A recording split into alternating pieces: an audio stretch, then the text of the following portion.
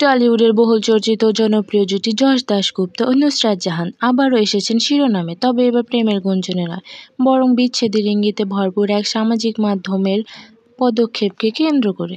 সম্প্রতি দেখা গেছে যশ ইনস্টাগ্রামে নুসরাতকে আনফলো করেছেন এবং তাদের একসাথে সব ছবি ভিডিও ডিলিট করে দিয়েছেন নিজের আইডি থেকে।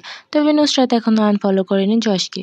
তবে তাদের এই আচরণে সোশ্যাল মিডিয়ায় আলোচনার ঝড় উঠে যায়। ভক্তদের অনেকেই ভাবছেন এটি হয়তো কোনো পার্সোনাল ইস্যু, আবার কেউ কেউ বলছেন এটা হতে পারে আসন্ন সিনেমা আরিকে ঘিরে সাজানো কোনো কৌশল।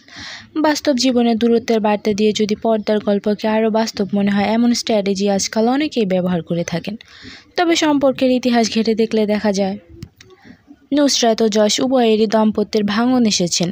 নুসরাতের প্রথম সংসার ভেঙেছেন নিখিল জৈনের সাথে। সেই সম্পর্কের পর থেকেই যশের সাথে তার ঘনিষ্ঠতা বাড়ে এবং একসাথে নতুন জীবন শুরু করেন। অন্যদিকে যশ দাশগুপ্তেরও একটি পুরনো সংসার ছিল মুম্বাইয়ের সাংবাদিক শ্বেতার সঙ্গে এবং সেখানে তাদের একটি ছেলেও রয়েছে। সব মিলিয়ে এই মুহূর্তে যশ নুসরাতকে ঘিরে প্রশ্ন অনেক। তাদের সম্পর্কের এই বদল কি সত্যিই বিচ্ছেদের সূচনা, নাকি আসন্ন সিনেমা আরিকে ঘিরে নতুন কৌশল? এই প্রশ্নের উত্তর সময়ই দিবে। তবে ভক্তরা চায় বাস্তব জীবনের আরি না এসে যেন তারা আগের মতো একসাথে থাকেন, কেননা যশ নুসরাত জুটি একসময় দর্শকদের আইডল ছিল। তো ভিউয়ার্স, এ বিষয়ে তোমাদের কি মতামত আমাকে কমেন্ট করে জানাতে পারো। ভিডিও ভালো লাগলে লাইক, কমেন্ট এবং শেয়ার করতে ভুলো না।